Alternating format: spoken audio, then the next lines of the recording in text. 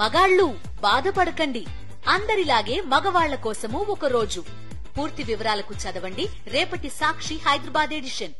అల్లూరి జిల్లా జి మాడుగుల మండలం కొత్తూరు గ్రామంలోని కస్తూర్బా గాంధీ బాలికల విద్యాలయంలో విద్యార్థినుల జుట్టు కత్తిరించడంపై పాడేరు ఎమ్మెల్యే మత్స్యరాజ విశ్వేశ్వరరాజు ఆగ్రహం వ్యక్తం చేశారు.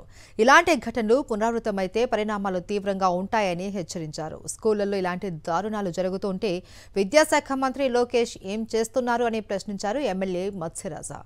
జరిగిన సంఘటనపై విద్యార్థినుల తల్లిదండ్రులు ఉపాధ్యాయులను నిలదీశారు. జుట్టు కత్తిరించిన ప్రిన్సిపల్ ప్రసన్నపై అధికారులు చర్యలు తీసుకోవాలి అని డిమాండ్ చేశారు.